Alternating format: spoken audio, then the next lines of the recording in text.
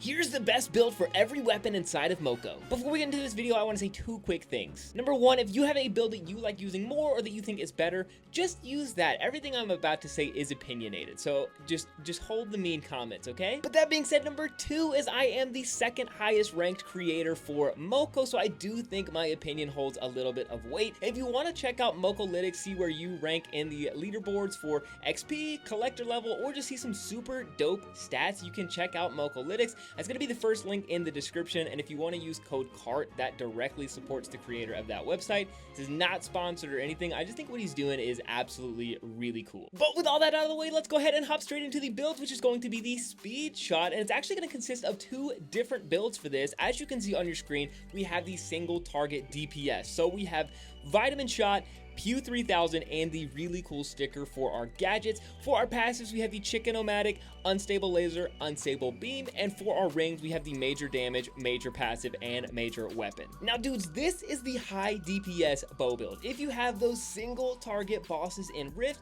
or in dojos, this is the bow build you want to be using. With your Pew, with your rage from that sticker, you can annihilate and shred through bosses' HP. So if you have those risks where you need one tank and 3 bows, or just 3 bows, this is one of, if not the highest single target DPS.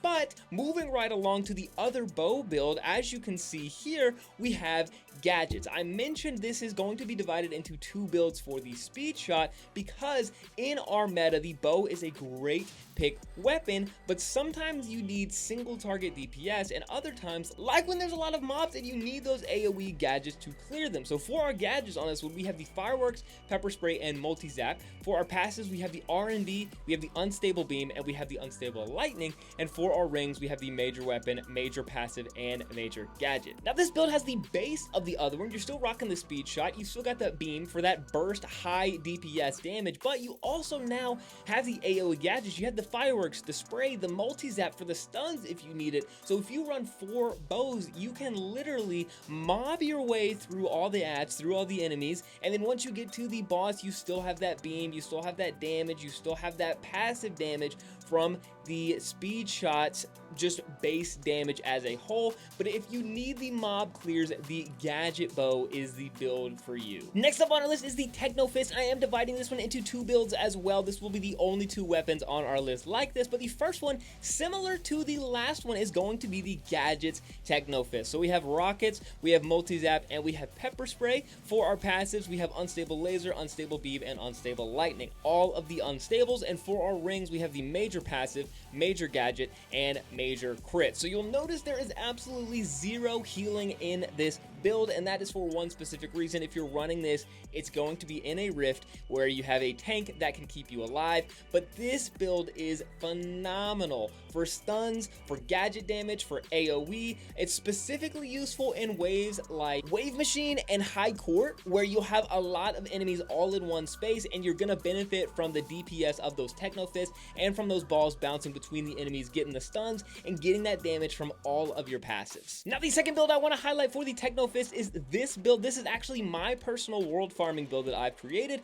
I have the vitamin shot, snow globe, and the multi-zapper. So you've got that crowd control, you've got the stuns from the multi-zap and your fist if you need them. You've got the unstable laser, the vampire teeth, and healthy snacks for your passives, keeping yourself alive and healthy, getting that bonus damage from your fist. And for our rings, we have the major weapon, major crit, and major damage. So again, just emphasizing the weapon's already good damage, capitalizing on those stuns, making sure we are staying healthy, especially in those later worlds. You'll also notice I've thrown on the healing ride. I love the healing ride. I think people are sleeping on it, especially in open world farming. You get caught up, you just need to dip out, run away, circle a lap or 2, and get some health back. Let me know what open farming build you're running in the comments below. I'm really curious to hear that. Next up on our list is the portable portal, and this one is kind of hard to determine the best build because there's so many different use cases with the portal's ability.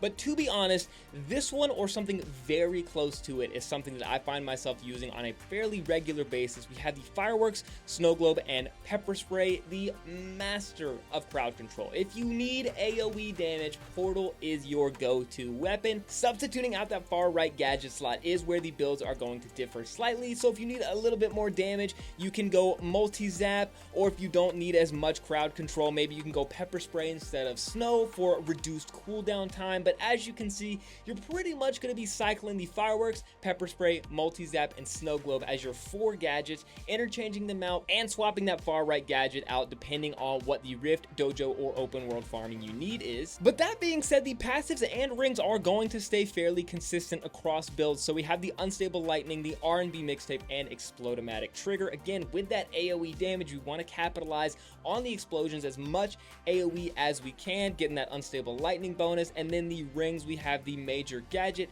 major crit, and major passive. Next up, we have the toothpick and shield, your ultimate tanking weapon. And for the gadgets, we have the whistle, revitalizing mist, and the splash heal. Now, as of recently, I've seen a few people running the feel better bloom as opposed to the splash heal. I personally still prefer the splash heal over it, but I've seen that pick as well.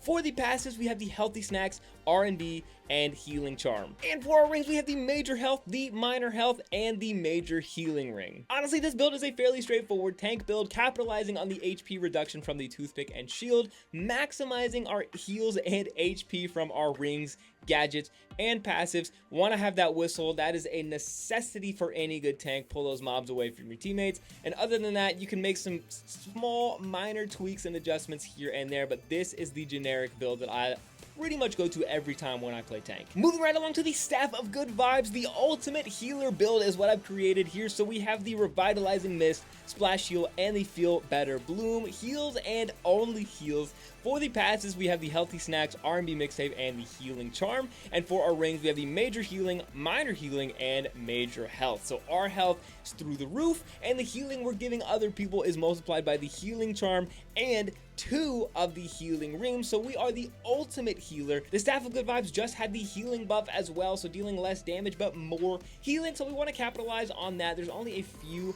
rifts that I personally think benefit from a Staff of Good Vibes, but where it does shine, it shines very well. Next up on our list is the spinsickle, and I've gone back and forth on the best build per se, but the gadgets I've picked are the sticker, spicy dagger, and the splash heal. For the passives, we have the unstable beam, the unstable laser, and the vampire teeth. And for the rings, we have the major weapon, major passive, and major crit ring. Now, the spinsickle is not in the greatest place in the meta right now. There's only a few dojos and or rifts that it gets used, and you can use it for open world farming, but I'm not sure if you're going to be using the spicy dagger in open world. It does help with movement, but maybe you could get by and have better optimization for this build with some form of AoE. But splash heal to keep you and your teammates alive. Vampire teeth, so obviously you're getting that additional healing once you enter into spin mode, and both of those passives to increase that damage, make sure it's boosted further by that passive ring. And honestly, this is mostly what I have found to be the best spinsickle build. You can kind of substitute in a few of those gadgets, but the spinsickle's not in the greatest place, so coming up with the best build overall is kind of a hard job. And that sentiment is gonna ring true for a majority of the weapons on this list, because we've covered most of the heavy hitters, moving into the mid to low tier weapons. So the best build is kind of hard to pick, but here is the wolf stick build that I've come up with. We have the vitamin shot, pepper spray, and the smart fireworks. For our passes, we have the R&B mixtape, the unstable lightning, and the explodomatic trigger. And for our rings, we have the major gadget, major weapon, and major passive. Now, this build might look familiar. It is the build we use in tag team to sub 1 instead of vitamin shot. However, I think most people are using multi-zap or some form of the combination of those gadgets. I actually was able to get it done with vitamin shot, boosted my attack speed, increased the damage of the wolf stick, which actually isn't bad. But then we also have the AoE boosted by the unstable lightning. You're gonna have your wolf tanking for you. So honestly, wolf stick is not in the worst position. It just gets outshined by a majority of weapons on this list. But this is the optimal build in my opinion if you're going to be running wolf stick for any of those dojos, rifts, or open world farming. Next up on our list, we have the buzzkill. And although the build hasn't changed too much, its effectiveness surely has with its nerf. But that being said, we still have the vitamin shot, the Sheldon, and the life jacket. For our passives, we have the chickens, R&B, and unstable laser. And a bit of a twist on the rings here, I have the major pet ring, major damage, and minor damage. So buffing our pets damage as much as we can. We want to compensate for that 20% B nerf, but this minor damage also gives us a little bit of HP, which we're going to be needing in those later worlds and rifts. So honestly, this is not the build you want to be using, but if you do just really want to be using the buzzkill with the pet build, this is the one that I would recommend. Our next weapon is the monster slugger. slugger, and this is the build that I've created for it, very similar to the build for Catch Me If You Can dojo, with some slight tweaks here and there just to make it more optimized for open world and some other dojos. But honestly, again, kind of hard to pick the best build for these weapons when they're not in the greatest spot. But still, let's go over. We have the vitamin shot, life jacket, and explosive 6-pack. For our passes, we have the laser, R&B mixtape, and the vampire teeth. And for our rings, we have the major weapon, major crit, and major damage. So again, we want to capitalize on the weapon's strong suits, which is AoE from that massive combo ability. That's why we have the unstable laser in there. But it's a melee weapon which doesn't do too well in the meta, which is why we have the shield for the stuns and protection. We have the vitamin shot to get our health up, and then we have the explosive 6-pack for movement, for a little bit of extra AoE, and just for an added bit of crowd control. Probably not the best gadget, but I really enjoy it in open world farming, especially if I'm going to be using the monster slugger. And you'll also notice if you looked at the elite module, we were running the speed kill. If we're running a melee weapon, I definitely want to throw on the speed kill to make sure I'm able to get away and get out of those hairy situations, since I'm going to be up close and personal to the fight anyways. Speaking of melee weapons and being up close and personal in the fight, we're moving on to the jaded blades, which is going to be the exact same build as the DPS bow build. So we have the vitamin shot, Pew 3000, and really cool sticker. We have the beam, laser, and chickens, and we have the major weapon, major damage, and major passive ring. The only reason why you can't run AoE gadgets with this is because the bow has the benefit of being ranged, so you can keep your distance and use the AoE. This doesn't really work with the melee, but the jaded blades DPS is actually bonkers. It's just out the wazoo DPS, so it actually is better in some boss fights. Like in Who's Your Daddy, I have sub 1 pretty much every difficulty with jaded blades. Next up on our list, we have the CPU bomb, a rather underwhelming weapon in the meta currently, but to emphasize what it is good at, splash damage, we have built our build around that. So we have the vitamin shot, get those abilities off faster, pepper spray, and snow globe for added crowd control. We want to slow everybody down, group them up so we can get them on those bombs. We have the unstable lightning, unstable laser, and explode-o-matic trigger. Again, you guessed it, crowd control, emphasizing what is hitting and hitting hard. And for our rings, we have the major gadget, major passive, and major damage. So again, the CPU bomb is not in the best spot in the current meta, but for this build, you can get some eliminations, you can complete some dojos, and honestly, it's just a fun weapon to use. So if you're looking for the ultimate stuns and crowd control, use Portal. But if you want to have fun, use CPU bomb. Next up on the list is the poison bow, and our builds consist of the vitamin shot, pepper spray, and multi-zap. For our passes, we have the unstable laser, explode-o-matic, and unstable lightning. And for our rings, we have the major weapon, major gadget, and major passive. Now again, this weapon is not the greatest right now, but we want to capitalize on its strengths, which is the poison and AoE, so we're pairing that with pepper spray and multi-zap. Shred through these bosses, crowd control with the poison and pepper spray, vitamin shot to get those attacks and fill up that combo faster, and rings just to accentuate and boost all of the stats that I was just talking about. Next up on our list is the medicine ball, and for our gadgets, we have the super loud whistle, splash heal, and feel better bloom. For our passes, we have the cactus charm, R&B mixtape, and the healing charm. And for our rings, we have the major healing, minor healing, and major health. Again, I'm going to say this a million times, but this weapon is just not in the best spot right now, but we want to capitalize and accentuate on what it is good at,